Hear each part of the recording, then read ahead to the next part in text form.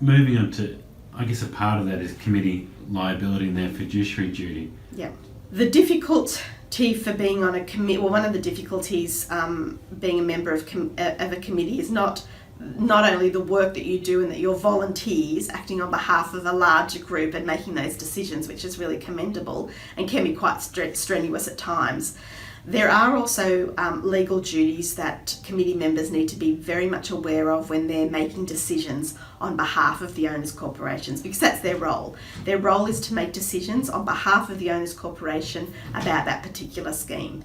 And so they need to be aware of that there are not only statutory duties, and in Victoria section 118 of the Owners Corporations Act provides specific duties in relation to the way that they make decisions. That's where you'll see things in relation to good faith, that they must use care, skill and diligence, or I don't think skill, care and diligence when making those decisions.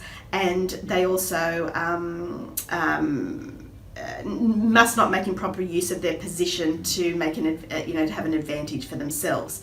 So they need to be very mindful of that statutory provisions when they're making a decision, and they need to be very careful about making decisions. They need to make considered decisions on behalf of others.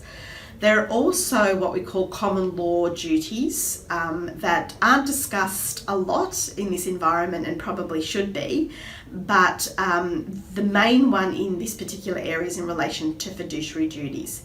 Now, there's no high-level court decision in Victoria that I'm aware of that specifically speaks about the obligations on committee members in relation to fiduciary duties. But from the tribunal decisions that we've seen come out of Victoria, it seems that there is a general trend towards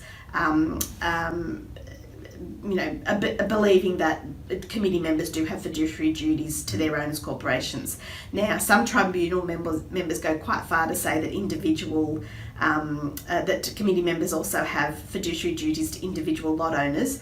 I don't believe that's true. I think that's not really what fiduciary duties are about. I think it's broader to the owners' corporation itself.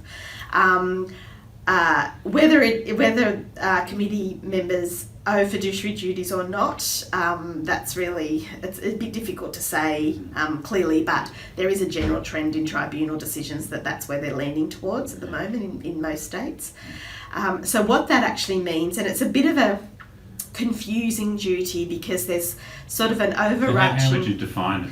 Yeah, well, there's sort of a bit of an overarching, I suppose, legal philosophy behind fiduciary duties, and it's about loyalty. It's about someone being responsible for someone else and being loyal in their decision making in relation to when we're talking about owners' corporations in relation to their scheme. But there are two specific duties that really are discussed mainly when we're talking about fiduciary duties, and one is a no conflict rule and the other is a no profit rule. So what it's really saying, and this is what I would be not to give legal advice, but I would be thinking carefully about when a committee member makes a decision, I would make sure that they are clear about any conflicts of interest. So if you have any type of relationship with a third party where they may be being discussed, so if you have a connection to a service provider that may be providing services or quotes in relation to something to be undertaken within the scheme, they should be very open and transparent about any type of relationships that they have with people like that. Whether it's direct or indirect, I would be very clear about that. I certainly wouldn't be voting, and I would be removing myself from any meeting that is discussing anything relating to a service provider where you have any type of connection to.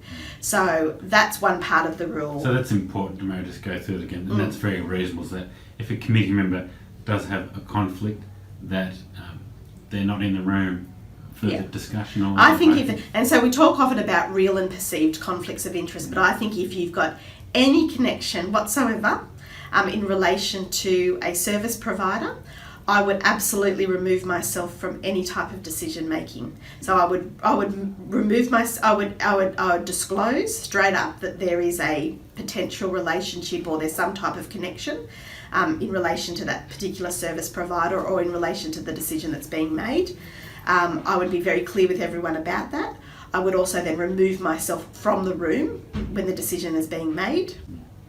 just to take out any type of connection or inference that you've got some sort of, influence in relation to the decision being made. And I certainly wouldn't be voting on the decision.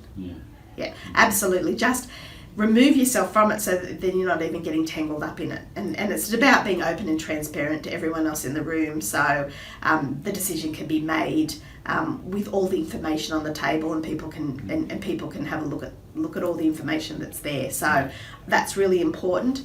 And the second part of the fiduciary duty is the no profit rule. So people should not be making any type of profit from any decision that's being made. Yeah. The Act talks about committees being able to regulate their own procedures. To me, that lends itself to say that you can create a policy around conflict of interest that members have to comply with. Is that reasonable? I absolutely think, and I've been reading an article recently about being the strictness of legislation, and the fact that we should be thinking also about sort of softer rules that sort of we should take into account when we're looking at these and looking at these types of corporate forms.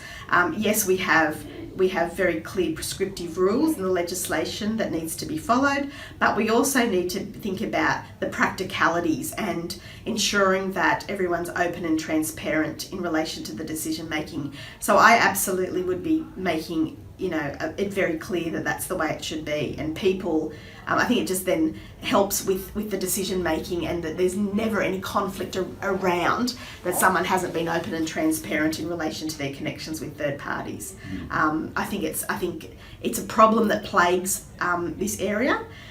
Conflicts of interest, both from the developer's interaction with other people, then continue to be part of developments having associated entities. I think we are in an environment where there's a lot of conflict of interest, which then adds to the conflict between parties, and it certainly adds to the conflict within a committee. So be open and transparent, and then it alleviates that sort of tension straight away. I think it's so important that the Act can go a lot further, can't it? They should be prescribing this in detail. Yeah. It just removes any doubt. Yeah, and in other states they do. To so in Queensland, they've got really clear rules, a very clear provision in the legislation about conflicts of interest and exactly how they are to be dealt with, and it is about removal. And they also have a code of conduct in relation to committee members about how to deal with these sorts of things and what their knowledge is supposed to be in relation to the Act, and that they aren't to be involved in any of these sorts of, even if it's perceived, remove yourself. Yeah.